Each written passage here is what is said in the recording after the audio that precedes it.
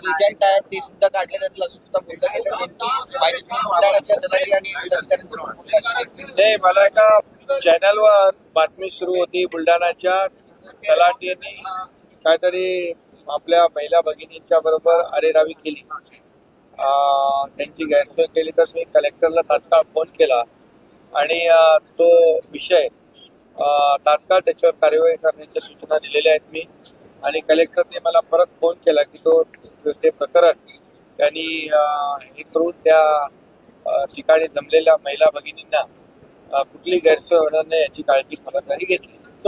आणि मी एकच सांगतो, मी जाहीरपणे सर्व कलेक्टर आणि विभागीय आयुक्त यांना कालच सूचना दिलेल्या आहेत की आपल्या जिल्ह्यातल्या तहसीलदार असतील, प्रांत असतील, तलाठी असतील, कर्मचारी असतील, BDO असतील, CO असतील, या सगळ्यांनी मिळून ही जी योजना आहे, मुख्यमंत्री माझी लाडकी बहीण, ही योजना जी आम्ही जिव्हाळ्याने सुरू केलेली आहे, महिलांची जी काय आर्थिक सहाय्य महिला भगिनींना मिळायला पाहिजे 18,000 रुपये वर्षाला, एक व्यापक विचार ठेवून आम्ही ही योजना केली. त्यासोबत 3 सिलेंडर जे महिला भगिनींना अत्यावश्यक असतात, या ज्या 2 योजना महिला भगिनींसाठी आम्ही केल्या त्या एक अतिशय जिव्हाळ्याच्या पोटी केलेल्या आहेत. आणि म्हणून सर्व प्रशासनाला देखील आमच्या सूचना आहेत की शासन ज्या आत्मीयतेने या योजना सुरू केलेल्या आहेत त्याचा लाभ प्रत्यक्ष महिला भगिनींना मिळाला पाहिजे. त्यांची गैरसोय होऊ नये, त्यांची अडचण होऊ नये, त्यांना कुठेही कुचंबना होऊ नये आणि त्यांच्याकडून कुणीही पैशाची मागणी करता कामा नये, अशा प्रकारचे सक्त आदेश दिलेत. यामध्ये कोणी लापरवाही करेल त्याच्यावर कठोर कारवाई केली जाईल, हेही आम्ही सांगितलेलं. वारीतील वाहनांना टोल माफी आपल्या सरकारने केलेली आहे, काय नेमकं? आषाढी वारी सुरू आहे आणि मी नेहमी सांगतो, हे सरकार शेतकरी, कष्टकरी, वारकरी, महिला भगिनी, कामगार, ज्येष्ठ युवा सगळ्यांचंच आहे. आणि त्यामध्ये वारकरी संप्रदाय देखील मोठा आहे. आज एका वेगळ्या आनंदामध्ये, उत्साहामध्ये पांडुरंगाचं दर्शन घ्यायला ते जातात. आणि या वाऱ्या सुरक्षित, म्हणजे स्वच्छ, निर्मल आणि सुरक्षित वारी झाली पाहिजे, यासाठी आम्ही सर्व सोयीसुविधा वारकऱ्यांना प्राप्त करून देतोय.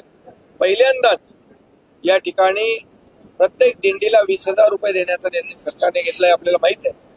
त्याचबरोबर त्यांचा ग्रुप इन्शुरन्स आम्ही काढलेला आहे आणि टोल मधून देखील त्यांना माफी दिलेली आहे, सूट दिलेली आहे. त्यामुळे वारकऱ्यांचं यावरची वारी जी आहे ही अतिशय निर्मल, स्वच्छ आणि सुरक्षित. राहुल गांधी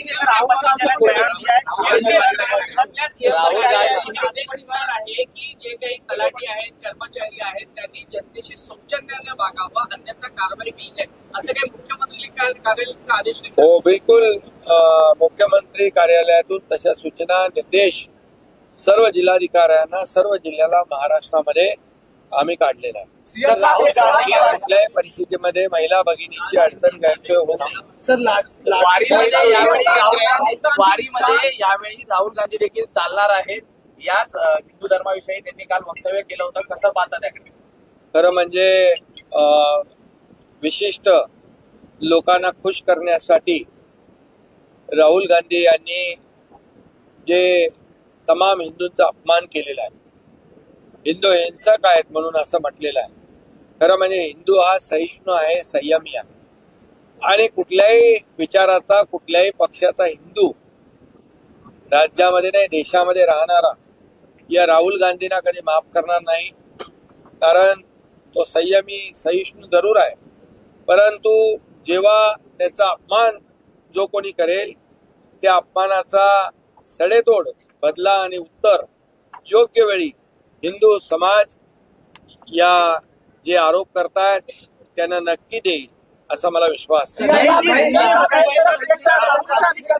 राहुल गांधी कहते हैं कि हिंदू उपद्रवी है, आक्रामक है, दूसरी तरफ वारी आने का प्लान उनका होता है। ये दोनों चीजों को कैसे देखते हैं? नहीं, देखिए, किसी विशिष्ट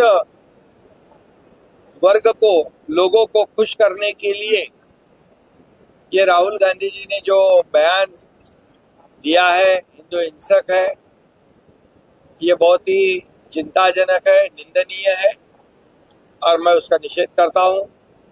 और हिंदू समाज है, हिंदू धर्म है जो सनातन है, जो सहिष्णु है, संयमी है, लेकिन हिंदू हिंसक कहना सभी हिंदुओं को ये कोई भी बर्दाश्त नहीं करेगा। ये किसी भी विचार के हो, किसी भी पक्ष के हो, कहीं भी रहने वाले देश भर में हिंदू एक दिन ये सब जो उनके खिलाफ में उनका अपमान करने वाले बयानबाजी कर रहे, उनको जरूर जवाब देंगे और जरूर इसका बदला लेंगे। सीएम साहब सीएम दूसरा साहब, सवाल सीएम है साहब, कि 3 तुम्ही सिलेंडर जेव्हा को वारीला देने की 20,000 घोषणा रुपए हुई है, दिले। 3 सिलेंडर को जो देने की घोषणा हुई है राज्य सरकार की तरफ से, कब से शुरू होगी और शहरों और ग्रामीण इलाके में कैसे इसको मुख्यमंत्री माझी लाडकी बहन योजना जो है, महीने का 1,500, सालाना 18,000 रुपया देने का निर्णय सरकार ने लिया हुआ है। और उसके साथ गैस सिलेंडर जो है 3, मुख्यमंत्री अन्नपूर्णा योजना वो भी शुरू की हुई है, 1 जुलाई से लागू हो गई है। जैसे उनको प्रक्रिया पूरी हो जाएगी, वो जुलाई में हो या अगस्त में हो, लेकिन पैसे तो जुलाई से मिलेंगे। महत्वाचा आहे, पावसाचं प्रमाण कमी झालेलं आहे। बुलढाणा में घटना सामने शिकायत आई, उसके बाद पीएमओ कार्यालय से क्या एक्शन लिया गया? पिछले महीने वहाँ पर कलेक्टर से बात की थी। मुझे जैसे किसी चैनल में देखा कि बुल्ढाना में तलाटी ने हमारी बहन के साथ, माता के साथ कुछ ये किया था, उनको कुछ अड़चन की थी, इसलिए वो तुरंत मैंने कहा तो वहाँ का जो प्रश्न है, वहाँ की समस्या कलेक्टर ने रिजोल्व की है। सर, गॅस सिलेंडरचा जो GR आहे तो कधीपर्यंत निघणार आहे? उसको हाथरस की घटना को कैसे देखते हैं? राज्य में भी कई सारे ऐसे बड़े बड़े मिलावे होते हैं साधु संतों के, उसके लिए क्या कोई गाइडलाइन सरकार? ये हाथरस की जो घटना है बहुत ही दुखद है और एक वेदनादायी है। ऐसी घटना दोबारा ना हो इसके लिए जरूर है कि सरकार की तरफ से जो ऐसे लोगों को जो लोग इकट्ठा करते हैं उनको एक मार्गदर्शक गाइडलाइन होनी चाहिए। सर, गॅस सिलेंडरचा GR कधीपर्यंत निघेल आणि त्याचा लाभ महिलांना कधीपासून? अरे बाबा, 1 जुलै पासून मुख्यमंत्री माझी लाडकी बहीण योजना आणि मुख्यमंत्री अन्नपूर्णा योजना, वर्षाला 3 गॅस सिलेंडर मोफत, हे 1 जुलै पासून सुरू झालेलं आहे। जशी त्यांची प्रक्रिया पूर्ण होईल, जुलैमध्ये झाली, जुलैमधले पैसे मिळतील, जुलैमधले सिलेंडर मिळतील, त्याचबरोबर ऑगस्टमध्ये झाली तर जुलै आणि ऑगस्टचे पैसे मिळतील। त्यामुळे ही 1 जुलै पासून लागू झालेली आहे।